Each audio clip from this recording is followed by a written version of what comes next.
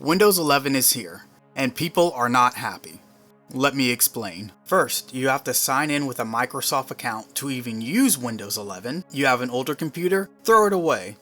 Your computer needs to be at least from the past 3 years in order for it to even use Windows 11. It has a built-in AI. And oh yeah, there have been reports saying that Windows 11, 30% of the code was generated by AI. And there's a whole list of other things that we can go over. Now here's what I've noticed. People are thinking about making the switch from Windows to Linux, but there's one problem.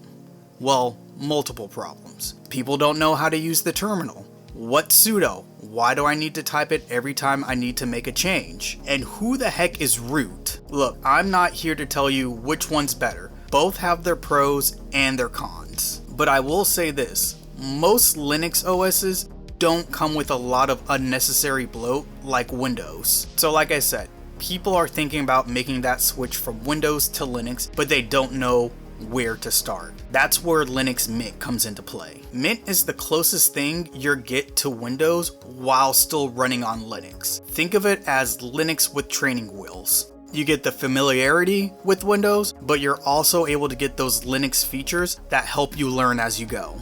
So let's break down Mint and see if it's the right fit for you. Linux Mint has 3 different versions, but the one we're going to be focusing on is the Cinnamon one, which gives you full Windows-like features as well as those Linux-like features as well. Linux Mint is one of the more beginner-friendly Linux operating systems out there. It's built on Ubuntu, which means it's stable, fast, and reliable.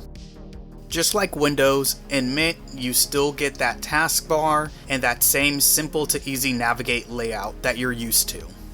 And just like any OS, you have your web browser and all your basic tools right out the box. So on screen, we have a fresh install of Linux Mint. And like any fresh install, we have to go ahead and update it. But there are 2 ways we can update Linux Mint. The first way we can do it is by clicking on the icon here. It will show you everything that needs to be updated. All we have to do is click Update All, and it will update everything, handling all the updates automatically.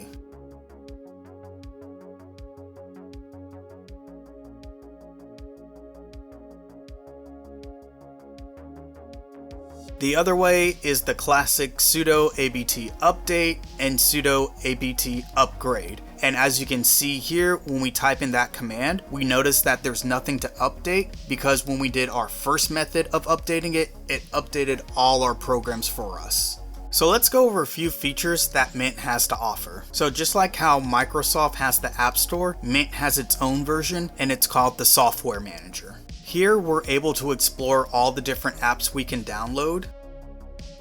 I'm a gamer, and as you can see here, we're able to install Steam. Not all games, but most of them should run just fine on Linux. So if you're a gamer and you're thinking about making that switch, don't worry, you're still able to play all your games. Maybe not all of them, but a good portion of them. Games like Cyberpunk 2077 and GTA 5 will run just fine on Linux. Another feature that Mint has, in my opinion, that's better than Windows is uninstalling applications. All we have to do is just hover over the application in question, right click, click uninstall, and that's it. The app is no longer on your system. With Microsoft, you get Microsoft Office, but the catch is it's not free. With Mint and other versions of Linux, we have LibreOffice. Think of it as the Microsoft Office version of Linux.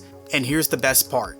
It's free. You're able to create Word documents, PowerPoint presentation, Excel spreadsheets, and like I said, the best part, it's free, and it already comes pre-installed on Mint. Another similarity that Mint in Windows has is pinning your apps to your taskbar and placing them on your desktop. It's really simple, easy to use, anyone's able to do it, no problem.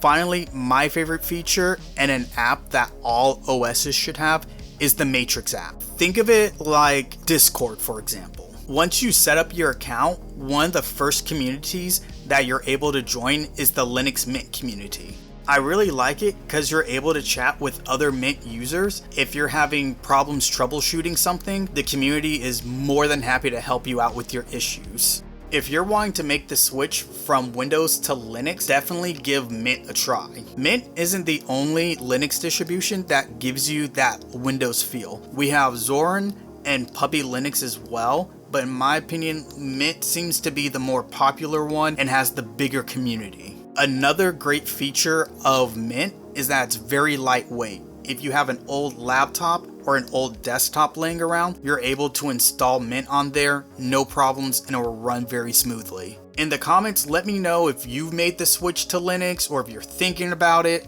And like always, thanks for watching, and I'll see you on the next one.